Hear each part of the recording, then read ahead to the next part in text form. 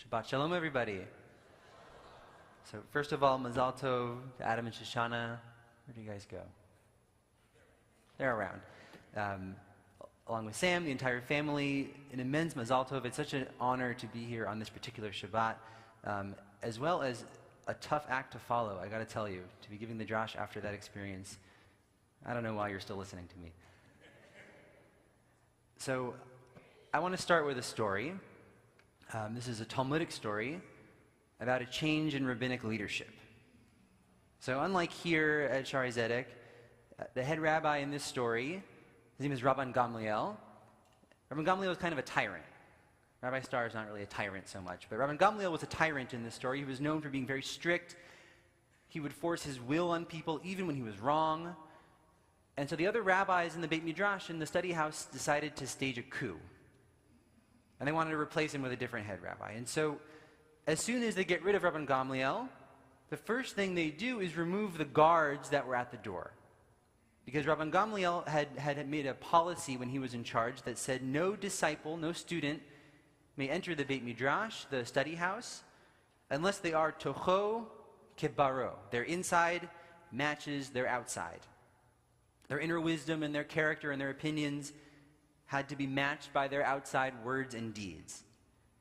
So as soon as that policy is revoked and the guards are taken away from the front doors, the Beit Midrash is swamped with people, and they have to add hundreds of chairs just to accommodate everybody. So upon hearing the news from his old shul, Rabban Gamliel becomes alarmed. He gets very upset, and he says, oh my gosh, maybe I withheld Torah from Israel. There's all these people who wanted to get in, and maybe by having this high standard of tocho kibaro, of having someone's insides be perfectly matched by their outsides, I kept people from accessing Torah. So he went to bed, and he had a dream. And in his dream, he saw an image of a white cask filled with ashes. And so for the story, the symbol seems pretty clear. It seems to confirm his position that sometimes people look white and pretty and beautiful on the outside, like the cask, but on the inside they have nothing but ashes. So it seems like Rabban Gamliel, he got a vision, a dream that he was right, that he should not have allowed these people into the Beit Midrash. But then, the narrator of the story in the Talmud says this actually meant nothing. He just had the dream to make him feel better, and there's no actual symbolism, like he was wrong. So you can see this story has some real deep ambivalence about the standard of holding people to this level of their inside matching their outside. Right? On the one hand, Rabban Gamliel gets this vision, and it seems like it's kind of right, and having your insides match your outsides is actually not really a bad thing. It means you have integrity, you have honor, you have transparency. These are all really important qualities. On the other hand, the thing that Rabban Gamliel can't imagine is the possibility of a sabra. We know what sabras are? Right? Sabras are the cactus fruit that Israelis are often compared to. Prickly and harsh on the outside, but sweet and soft on the inside.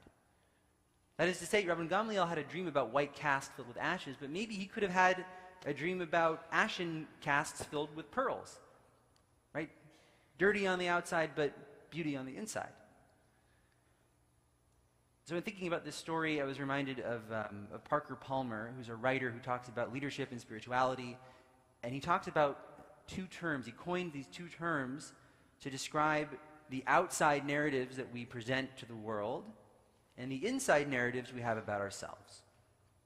And he calls the outside one ego stories, and the inside one the soul story. And so he writes, ego stories are told for the sake of self-promotion, like when you apply for a job. Maybe you know somebody applying for a job. I don't know. And soul stories are the stories beneath the ego story, with the thread of truth running through it. The ego story focuses on life's high spots, when we've been successful and affirmed, and the soul stories honor shadow as well as light, and suffering as well as gladness.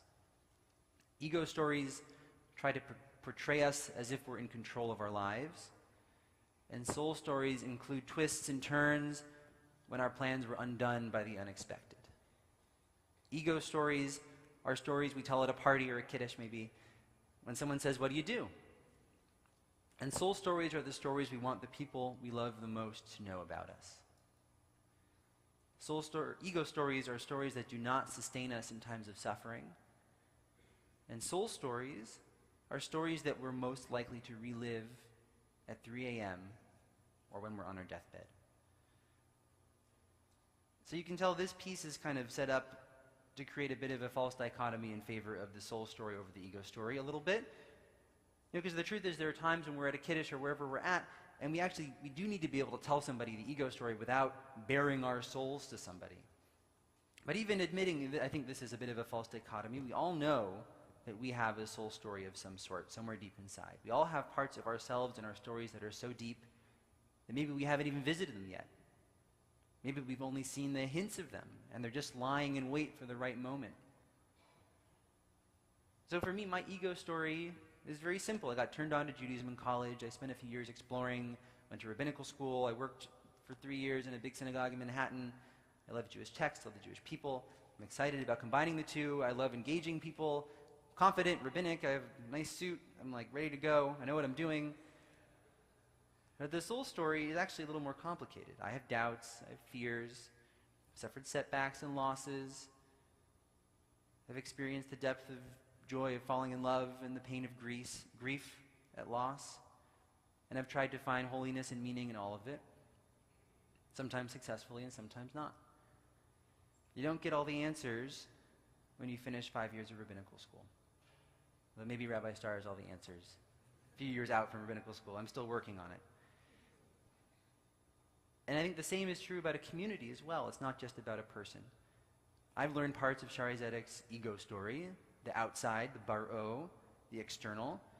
You see it on the website, you see it in the newsletter, in the calendar and schedule of events. You hear it by talking to people. And then there's the tocho, and then there's the soul story, the inside, the beauty and the struggle of a community that you only really get to know after spending a lot of time embedded in it. And so I've been really blessed over the last couple days to get glimpses of that tocho, that inside, the soul story of what makes Shari Zedek so amazing. So I think the question that applies to us as individuals and also as communities is, what's the relationship between the inside and the outside, between the soul story and the ego story? How do we live so that this dichotomy is not ruling our lives? So we're in a Torah portion this week that's going to talk about 2 major Jewish construction projects. On the one hand, we have the Mishkan, the tabernacle, which we've been talking about for a few weeks and we'll continue to talk about for a few more weeks. And the Mishkan, the tabernacle, is the central sanctuary around which the entire Israelite camp is organized in the desert. On the other hand, the other construction project that we talked about a little earlier is the golden calf, the idol that the Israelites worship, the idol that brings down the wrath of God and Moses on the people. And when we read about the calf, we learn that the people took off the golden jewelry that they had, they melted it down into a big solid gold lump, and they fashioned it into a solid gold calf. Now, a solid gold statue has no inside and no outside. Or maybe you could say the inside is exactly like the outside. It's only surface. There's no there. There's no inside in a solid gold calf, other than a lump of metal. When we read about the Mishkan, about the tabernacle, we learn that the work of Jewish life is actually about moving inward. So you can look in the Red Chumashim on page 1520. There's actually a great diagram if you want to see sort of visually laid out the diagram of what the Mishkan actually looks like. And you can see just even based on the diagram that, like the Kohanim, like the priests, in our own Jewish lives, sometimes we start on the outside, and then we enter the courtyard, and we move into the antechamber sometimes at specific moments, and then in awe and trembling, sometimes we approach the Holy of Holies in the deepest place of the Mishkan, where the Ark and the 10 Commandments, the soul story maybe of the Jewish people, are contained. So for most of our lives, we live out in the periphery. We're on our phones, we're checking our email, driving to work. going through our day-to-day stuff, which is all necessary. We all need to do those things. And then sometimes we enter the courtyard, and we're beginning to sense that there's something deeper. Maybe our relationships and our prayer and our learning bring us to that place. And then sometimes we get even deeper into the antechamber. And then sometimes at very rare moments, we're confronted with something so deep that we see a piece of our soul story in it. So maybe our children are being b'nai mitzvah. Maybe we lose a parent. Maybe we have a child. And in those moments, maybe we feel the warmth and the embrace of the community, and we feel the warmth and the embrace of Torah in a deeper and a different way. And in those moments, we've entered the Holy of Holies, and we cannot come out unchanged. And maybe after those moments, we emerge and we restructure our lives to be more in line with what we experienced in that moment.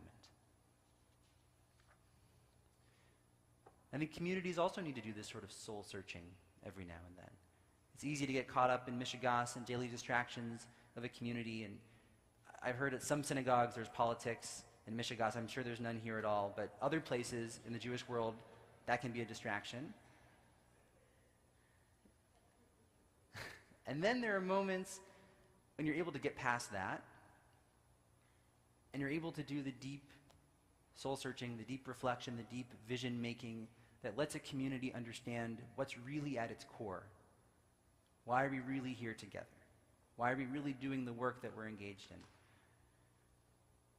Those moments are not every day. I mean, if we had to live in a world where our insides matched our outsides at every moment, how could we do it? Imagine walking in the hall and someone says, "How are you doing?" And you have to sort of bare your soul and talk about, "Oh, when I had my first child, my experience of love changed, and how are you doing?" Like, you just can't live that way at every second. And the alternative is flattening your entire experience so that there's actually no depth. So that when, imagine that your obituary is your resume. There's more to you than just your resume, than your ego story. We can't live in the inside, in the toho, in all moments, but we know there's a problem if we're never there. And even if we're not always showing our insides to everyone at every moment, our lives are structured around those places of ourselves, and our personalities radiate outward from them. When God begins describing the building of the Mishkan, the tabernacle, a few parshiot ago, God begins by describing the ark, the central place of the Mishkan, and then begins describing what radiates out from it. It teaches us that we need to orient our lives around those sacred spaces, even if those sacred things are not always out in the open. That's not so with the calf. With the calf, there's nowhere deeper to go. What you see is what you get. There's no there at all. All that's on the inside is more of what's on the outside. But if you look in that diagram, you can see the Mishkan, actually the center of the tabernacle in that courtyard, is not where the ark is like you might have expected, but it's the masach, it's the doorway into the tent. It teaches us that what's at the center is the doorway between in and out. It's not the final destination, but it's the starting point of the journey, of knowing when to go in and when to go out, when to do the deep soul work and when to do the ego work. For our individual selves, it means knowing how to allow those moments of encounter with the inside to reorient our lives. And for our communities, it means the same thing. It means going out in the world and working to create community and bringing people in and living out our values with confidence to project that we know what we're doing and we have a strong, meaningful, vibrant, holy community and tradition. And then every now and then to go back in deeper and to confront difficult truths sometimes and beautiful truths sometimes. And then be willing to go back out again and restructure our lives around those moments.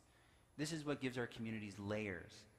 It lets people check in the periphery of the community without maybe having to commit so much. And if we're doing our job right, when people taste what's on the periphery of the community, they can get a sense of what's on the inside. So they might come to an event just to check out the food or the bar or whatever it is, and they get a sense from talking to people, from being in the space, that there's something more there. They might get a taste that they want more. A parent might come to pick up their kid from religious school, And in chatting with a teacher or chatting with another parent, you might also get a hint that there's deeper wells of meaning in this institution, in this place that they might be able to access. The outside isn't the same as the inside. The outside is a refracted and reflected image, hinting at the wealth that's inside. The secret of the Mishkan, of the tabernacle, is that the ornate and elaborate externals hint at an even deeper and richer and more complex divine presence on the inside. And the secret of the golden calf is that all it can offer us is what's on the surface. If we're living Jewishly, we're trying to orient our lives and our communities around what's inside, the core of our hearts and our shuls. So I'm extremely grateful to have been invited to see a little bit past the exterior of Shari Zedek, and I hope you feel like you've been invited to see a little bit past my exterior as well. And when we chat at Kiddush, I hope we push ourselves to share a little bit deeper. Shabbat Shalom.